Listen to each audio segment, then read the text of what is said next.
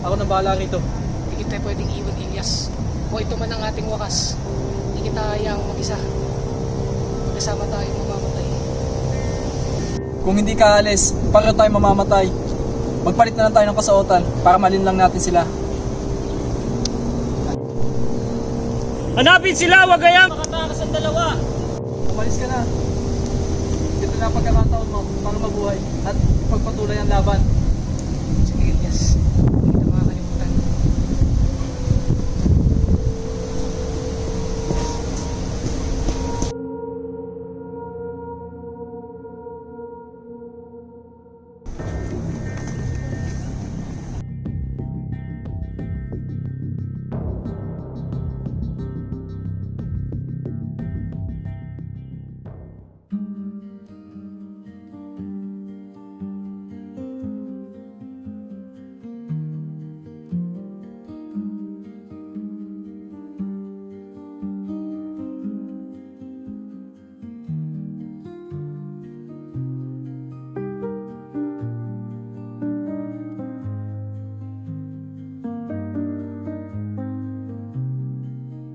Maria. Maria.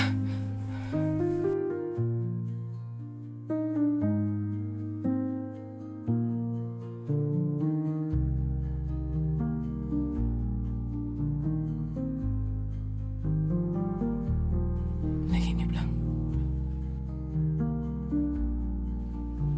Pero paulit-ulit na bumabalik ang kirot ng nakaraan. Nasaktan ako. Pinagtaksilan. At ngayon, di ko nahahayaang palampasin pa ang lahat ng iyan.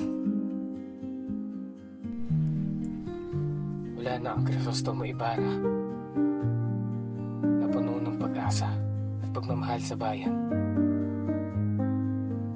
Siya'y patay na ang isang bagong tao ang isinilang sa kanyang lugar. Hindi niya ako titigilan hanggang hindi niyo natitikman ang sakit na iniwan niyo sa akin.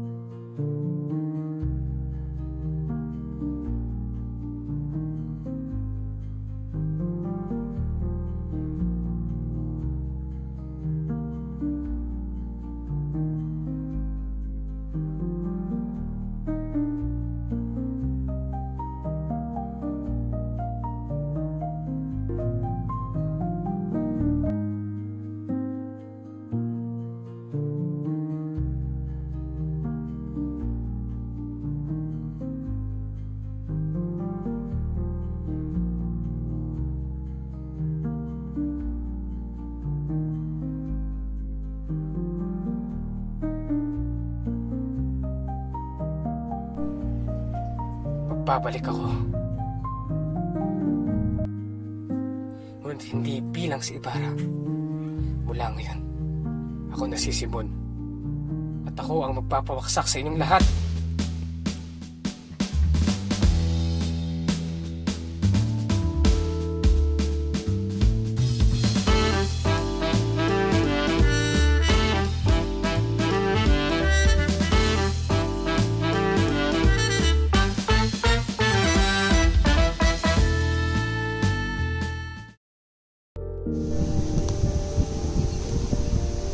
Buenos días a todos ustedes, Doña Victorina.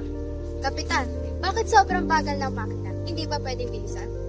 Kung bibilisan natin, ay malalagos tayo sa mga pangpang at balayan, Doña. Aba, kahit bilisan na bagalan, wala pa rin asenso ang lawa at ilog sa lugar na ito.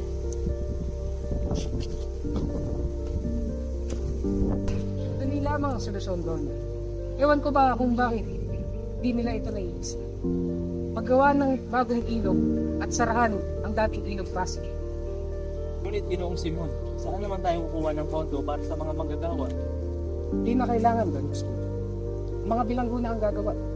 Ngunit kulang tayo sa bilang ng mga bilanggo. Kung ganon, mamamayan at bata't tatanda ang gagawa. Ngunit baka magdulot lang ito ng kaguluhan. Kaguluhan?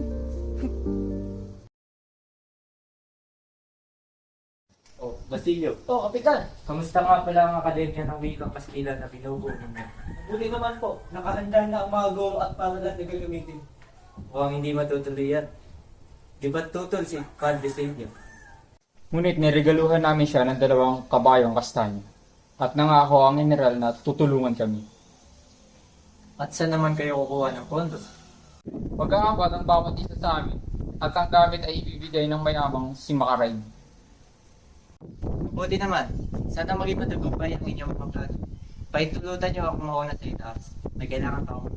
Sige,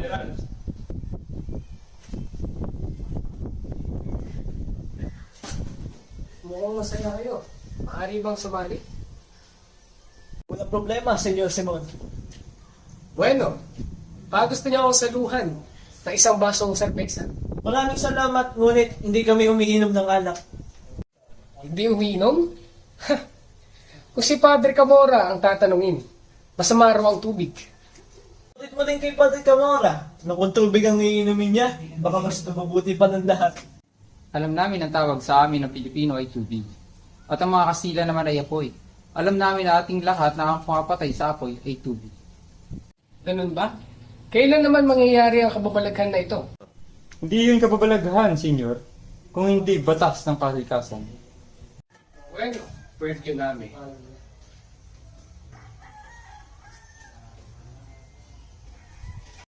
Parang ang tapang mo sumagot kay Senyor Simon, isagad. Halos kinakatakutan ko nga siya. Parang namumukhang kwentang iyon. Siya ang kayumangking kardinal. Kilala sa pagiging matalik na kaibigan ng Kapitan General. Ah, ganun ba? Kapitan, mawalang galang po. Ngunit nalalaman niyo po ba kung saan banda ng lawa namatay ang ginoong nangangalang Ibarra ba yun? Ibarra? Crisostong may Ibarra? Siya nga ba? Ngunit, nasan nga ba si Crisostong may Ibarra? Crisostomo Ibarra, matagal ko nang di narinig ang pangalan na yan. Pero ayon sa mga kawat, Hoy!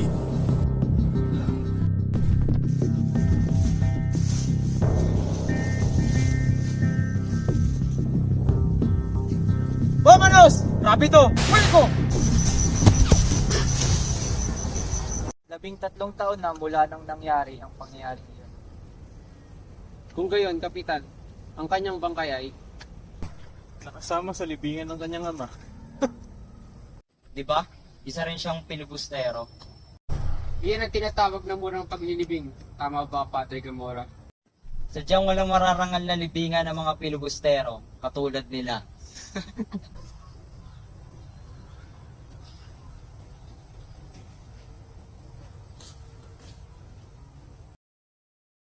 Alam mo, anak, kapag sumapit ang iyong kaarawan, maaari ka nang magsuot ng saya. Talaga po ba, Itay?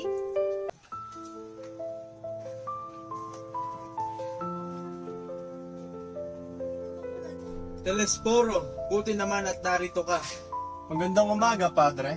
Ano po ang may tutulong ko? Kailangan mo magbayad ng buwis para sa iyong lupa. 200 piso. Buwis? Para sa sarili kong lupa? Ibig mong sabihin, kailangan ko magbayad ng buwis para sa lupang akin namang pag-aari? Oo, sapagkat hindi ka nagbayad ng sapat sa nakalipas sa 13 taon. Sa kabila ng pagtulong ko sa mga nangangailangan at pagbibigay mo sa kapwa, ganito ang igaganti niyo sa akin? Bakit napakalaki naman ng inyong sinisingit? Dahil sa iyong pagpapabaya, wala kang karapatan sa lupa mo. Iyan ang kabayaran ng iyong pagkukulang. Mula sa maliit na halaga noon, ngayon 200 piso na. Napakalaki naman yan. Akin itong lupa, hindi sa inyo. Hindi mo maipipilit ang lupa ay sa korporasyon. Kung ganon, lalaban ako! Ama! Huliin siya at gawin siyang kawan! Ama! Mga hayop, huwag ang aking anak! Huwag niyo siyang idamay! Ama! Huli!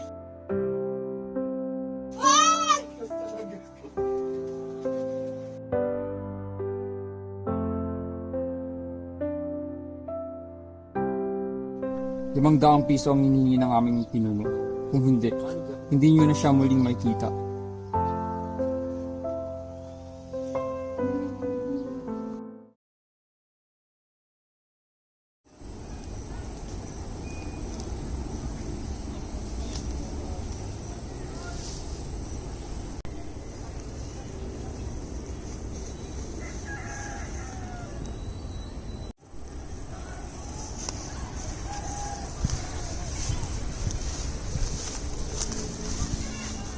Ginoo, ano pong matutulong ko sa inyo? Oo, ginagawa mo sa iyo. Kung inyo pong naalala, 13 taon na ang lumipas nung kayo ay pumunta sa Pokemon at nagparating na inyong pakikirama sa akin kapatid. Sino ako sa tingin mo? Ang taong ipinalagay kong dakila, ang taong mangangala ng lahat ay patay na, ang kamatayang labis kong dinamdam. Ng napakalaking lihim na iyong nadama. Di mo ba alam na pwedeng magdulot sa iyo ito ng kapahamakan? Di mo ba naisip yun? 13 taon bago ako magbalik para ipagpatuloy ang misyon ng aking kaibigan na nag-alay ng buhay para rito. Ngunit hindi ko inaasahan na ang laso na kanyang iniwan ay kakalat sa lipunan. Ang mga kabataan ay walang ginawa kundi magpaalipin at hindi nakikinig sa mga aral. Kamali ka, Ginoo, sapagkat kung hindi tuturuan ng wikang Espanyol ang kabataan, di tayo papainggan ng pamahalaan. Ito ang nagbubuklod sa mga Pilipino. Isang pagkakamali! Kailanman ay hindi magiging pambansang wika ito. Aanuhin natin ang wikang ito kung ito ay tinatago ang ating karapatan at ang ating katauhan. Mali ang iyong iniisip, Ginoo. At ano ang mapapala mo kapag ikaw ay nakapagtapos? Makikita mo bang malaya ang iyong bayan? Hayaan mo bang mabulok sa lupa ang iyong ina't kapatid? Ano ang gusto mong gawin ko? Isa lamang akong hamak na estudyante, walang kapangyarihan at wala sa buhay. Huhukayin ko ba ang aking ina upang mapagbitangan ng mga Kastila? Ngayon nalaman mo ang lihim. Akong ibubunyag ay kakasabi ko. Nasa iyong mga kamay ang aking buhay. Sige.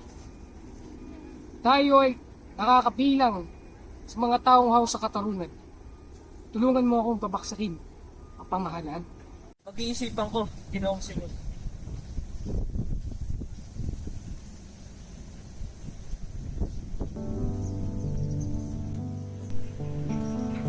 Ang mga mahihina ay maglalaho. Mananatili ang malakas. Magtatagumpay ako. Konting tiis pa. Konting tiis pa. Gobernador General, huwag niyong paintulutan ng planong ito. Ang mga namumuno sa kanila ay mga radikal, mga binatang mapanganib ang mga ideya. Isa pa rito ay estudyante ni Padre Fernandez. Si Isagani na isang mabuting estudyante. Sa tingin ko, marapat pagbigyan ang kahilingan ng mga estudyante. Ano sa palagay mo, Simon? General, tandaan ninyo na ang wika ay makapangyarihan na sandata. Wala mong gagawa sa kapatid natin. Yung putingan, dahil wala na siyang kapangyarihan sa lupa. Makaroon mapadalang pagputol niya. Huwag na gawing problema yun sa mga kalaban. Isang mga lang magtatangkang lumaban sa atin, dapat ay magsinuhin na tayo. Hoy! Akin ang lupain ito!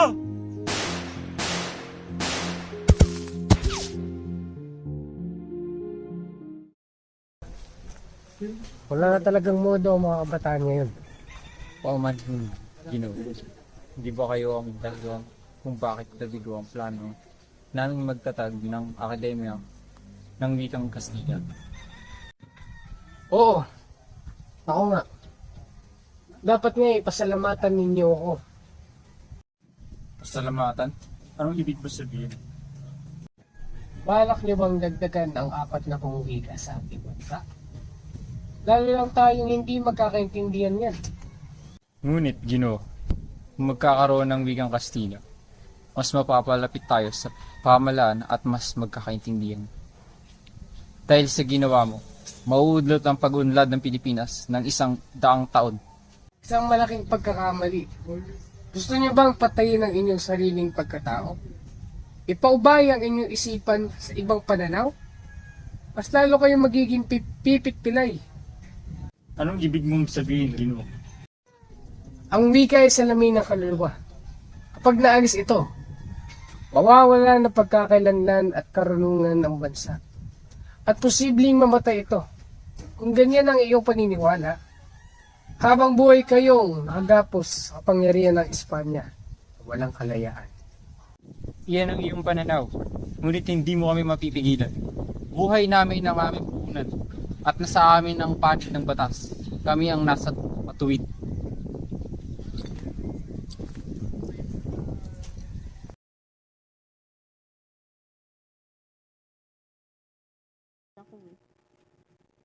O Ginoong Simon,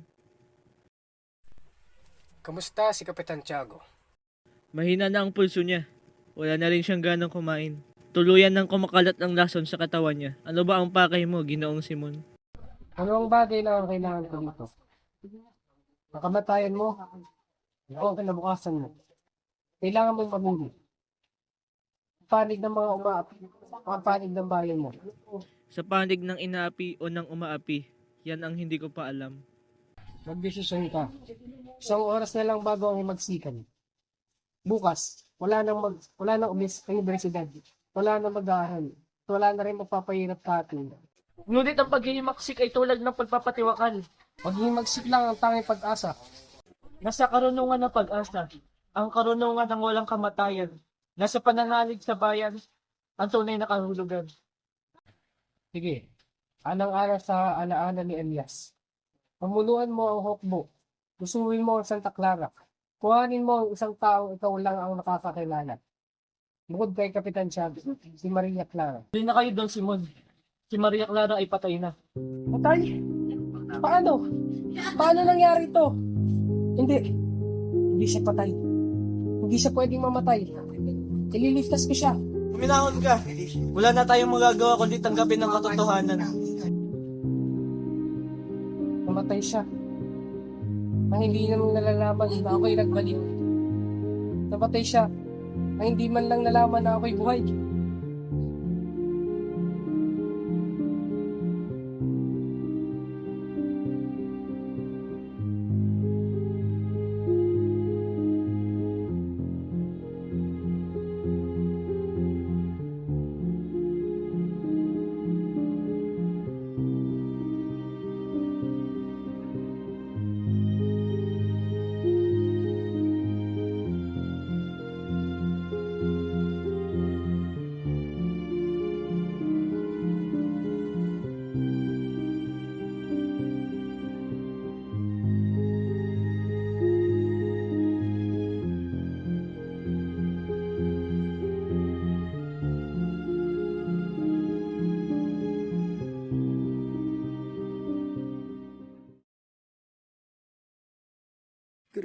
Crisostomo Ibarra. Ako nga. 13 taon akong namumuhay na malayo sa bayan. 13 taon akong naghihintay, nag-aalala, umaasa. Na matutuwid ko ang iyong kamalian. Pinilit kong ipakasal si Maria Clara sa isang dayuhan. Wala kang karapatan na diktahan ng aking buhay.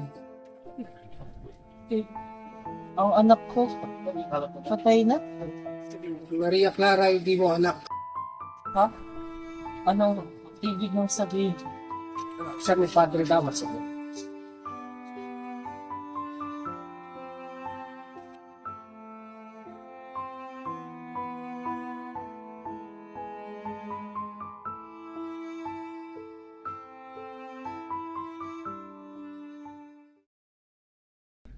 Ginoong Simon! Ginoong Simon! Oh, Basilio. Anong nais mo dito? Ginoo, naging masama akong kapatid at anak. Nakalimutan ko. Pinaslang ang aking kapatid at pinahirapan ang aking ina. Ang galit at paghihiganti na lang ang aking nararamdaman. Wala na akong ibang nais kundi magiganti. Ginoong Simon, sasama na ako sa iyo.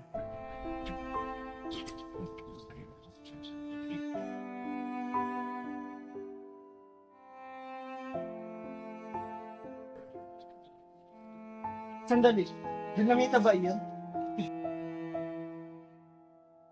Oo. Ngunit hindi ito basta-basta dinamita lamang. Ang mga ito ay naglalaman ng mga dinamitang inilis. Mga kasawiang paimbak. Sa mga kamay, mga naapi. Ang gabing ito ay magsisilbing parusa. Ang mga nagtatago sa katotohanan ay matutuklasan. At ang mga katarungan ay darating sa kanila. Ano ibig mong sabihin, Ginoo? Ang mayang gabi, ikakasal ang anak ni Don Quilaes. May malaking pista sa kanilang tahanan. Ang lamparang ito ay ngayon tila'y nag-aalab ng liwanag. Ay magbibigay gabay, ngunit pansamantala lamang. Ano pong gagawin ko, Ginoong Simon? Ikaw ang mamumuno sa kanilang lahat. Dalhin mo sila sa bahay ni Toroba. Doon nakaimbak ang mga baril at pulbura. Pagpasabog na dinamita ay magsisilbing hudyat. Pagsama-sama ang mga tao. Magtifon at magsimula ng maghimagsik. Kaya't mag-iingat ka, Basilio. Di madali ang landas na tinahakang. Mag-ingat din po kayo, Ginoong Simon.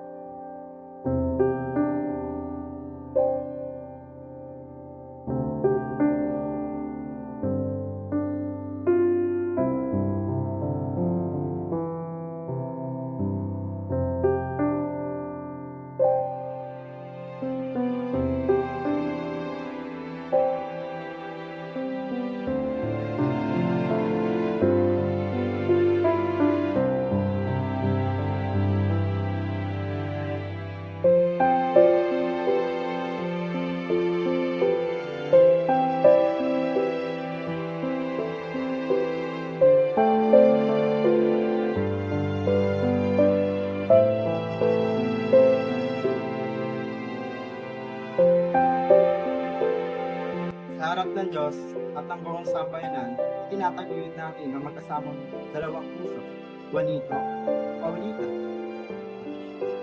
Naway ang inyong mga pangakong ipagin, gabay sa inyong magkasamang buwan. Hirap at ligaya, naway maging lakas sa inyong pagmamahal.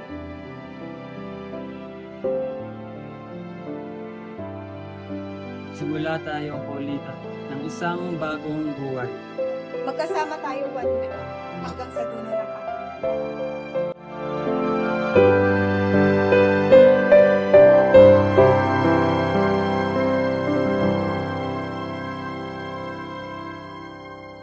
Paano mo nagawa sa akin to, Paulita? Mahal na mahal kita.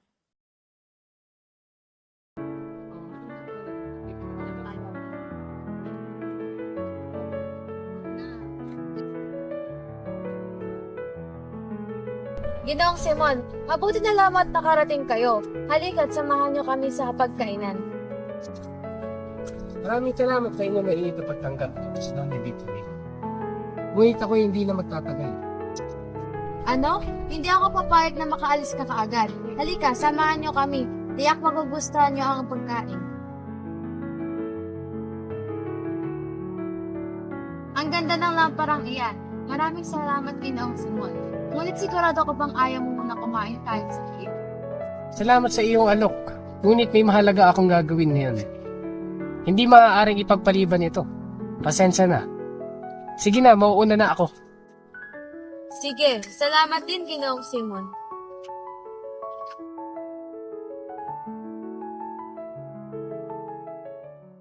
Dala niyo ba ang mga regalo? Opo, dala niya. Kung gayon, maganda na kayo.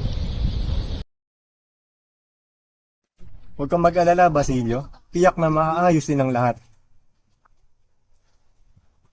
Oh, Isagani, saan ka pupunta? Pupuntahan ko si Paulita. Kailangan ko siya makausap ngayon. Sandali! Huwag ka nang tumuloy! Ngunit baka ito na ang aming huling pag-uusap. Huwag kang pumunta doon. Makinig kang mabuti. May dinamitang sasabog doon. Anumang oras mula ngayon, kay utang na loob. Huwag ka nang tumuloy pa. Ngunit iba na siya bukas. Isagani!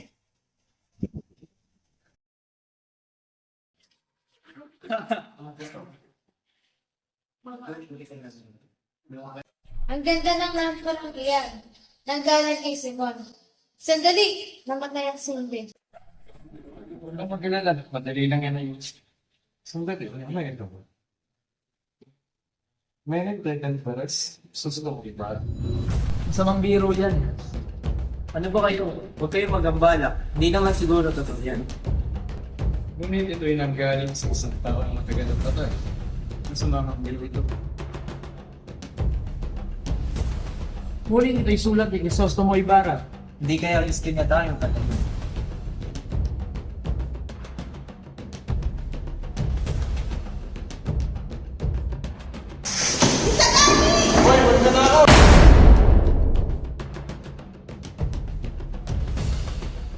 Ang lamparang iyon ay isang dinamita. Hoy, si Crisostomo Ibarra, marahil ay pinagmamasdan niyo na tayo. Ay nga, ito ay isang bahagi ng kanyang plano. Ngunit paano siya nabuhay? Ano tayo ni Simon sa lamparang yun? Alam ko na si Simon ay si Crisostomo Ibarra. Isang taksil, hanapin at huliin si Simon. Ayun na ang udyat! Sugod! Sugod!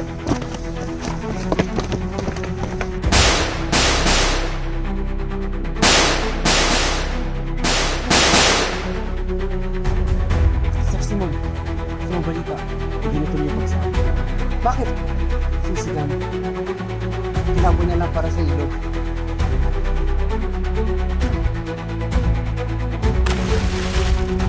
Sige, tumakbo ka na at iligtas ang iyong sarili. At nagkandamatay na tayo. Sugod! Sugod!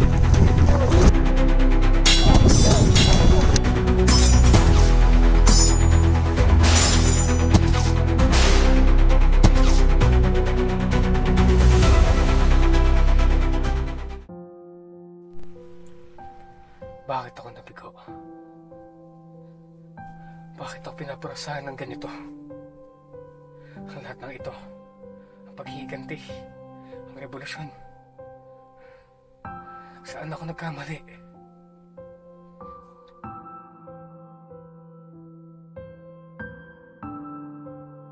Tapusin na natin ito. Tapos na ang aking misyon.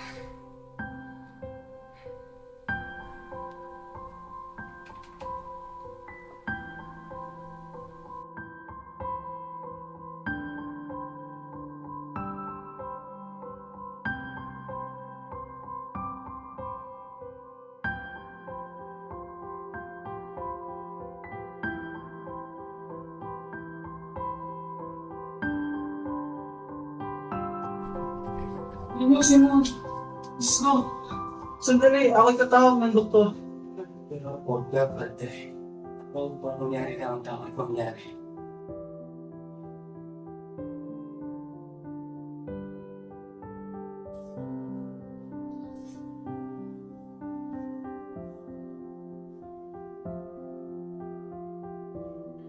Ang kayamanan ang siyang naging lason sa lahat ng tao. Ito ang nagpapabulag at nag-uudyok hanggang gumawa sila ng kasalanan.